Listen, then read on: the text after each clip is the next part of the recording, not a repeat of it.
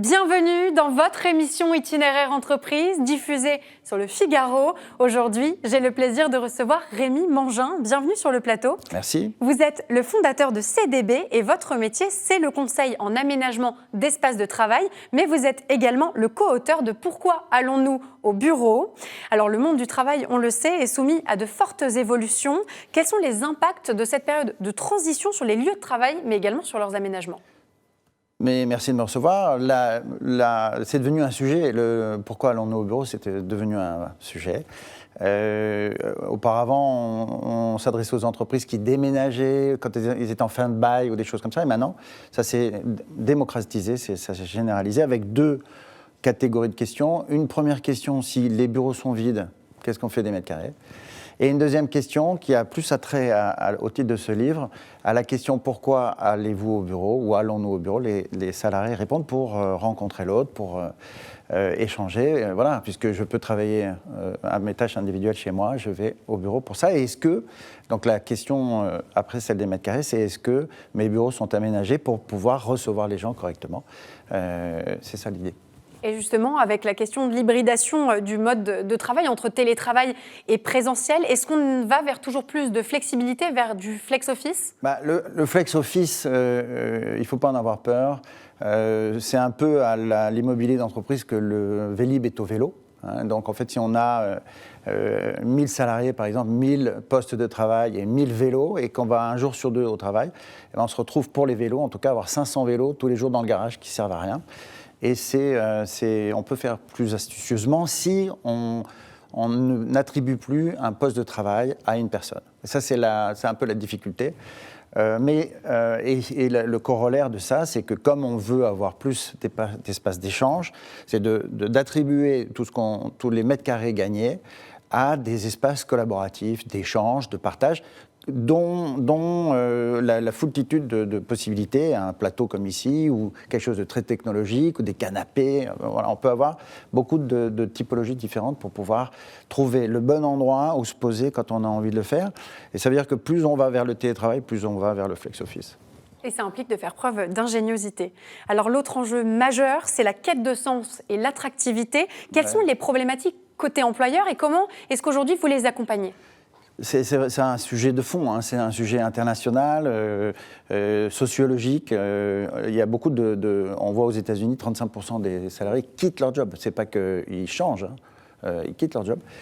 Et en France, les DRH, qui sont de plus en plus nos interlocuteurs dans les entreprises, nous font état de difficultés et de stress divers, comme les gens qui sont chez eux en télétravail qui veulent être au bureau, ceux qui sont au bureau qui veulent être en télétravail, on n'est jamais content de son sort. Ouais, non, mais c'est pas tout le monde, mais en fait, il y a beaucoup de difficultés. Qu'est-ce que la CDB, Société d'aménagement de bureaux, peut amener comme pierre à l'édifice ?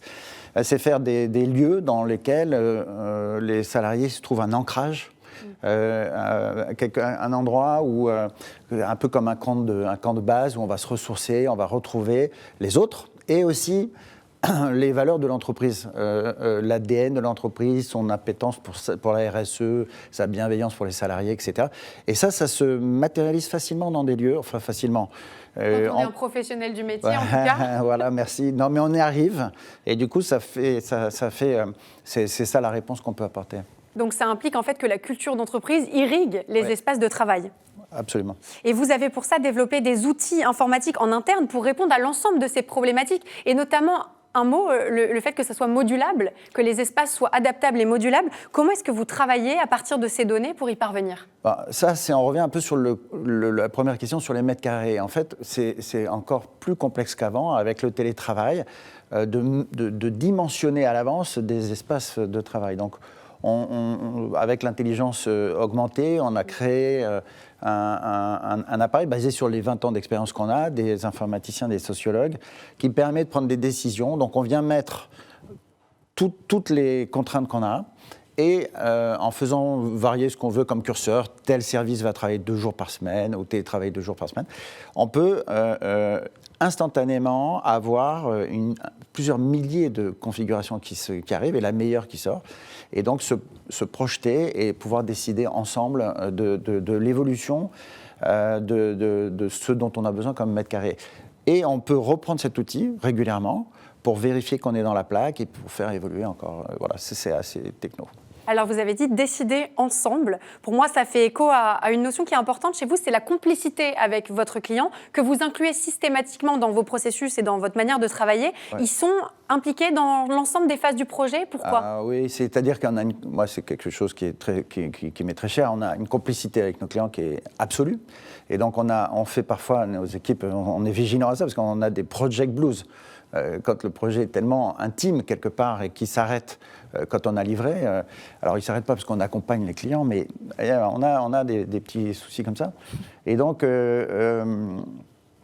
j'ai pour exemple l'Uni, qui est une entreprise qui fait des jeux pour enfants basés sur des histoires. Je recommande avant Noël. C'est vraiment très très bien, puis c'est des gens assez fantastiques. Et on les connaît tellement. Et on a tellement passé de temps avec eux qu'on est dans leur monde.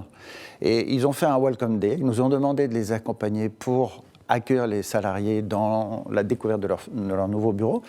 Et on a fait un chemin de piste avec leurs personnages, avec leur univers, etc. Bon, on était très à l'aise pour le faire et on a passé un moment juste extra.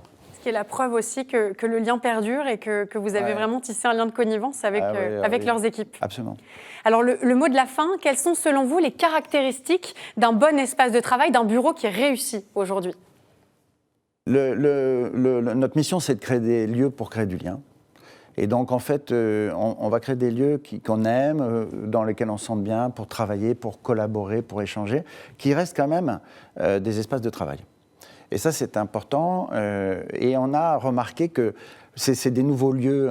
Aujourd'hui, il n'y a que 16% des entreprises en France qui sont en flex office. Hein. Donc, on s'approprie ça doucement. Mais toutes les typologies dont je vous ai parlé tout à l'heure, leur usage, leur utilisation, leur appropriation, elles sont révélantes du management. Et donc, on a fait chez CDB Academy récemment un module de formation pour les managers pour qu'ils comprennent et qu'ils regardent comment les salariés utilisent les différentes typologies d'espace et à partir de là puissent faire évoluer leur management. Le message est très bien passé. Merci Rémi Mongin. Merci. Je rappelle que vous êtes le fondateur de CDB et que votre métier, bien sûr, on l'a compris, c'est le conseil en aménagement d'espace de travail. Vous êtes également, je le rappelle, le co-auteur de Pourquoi allons-nous au bureau, ce qui est beaucoup plus clair maintenant que vous êtes intervenu sur ce plateau. Merci. Merci d'avoir accepté notre invitation. Merci beaucoup. Quant à nous, on se retrouve très vite pour une nouvelle émission Itinéraire Entreprise diffusée sur Le Figaro. Je vous dis à très bientôt.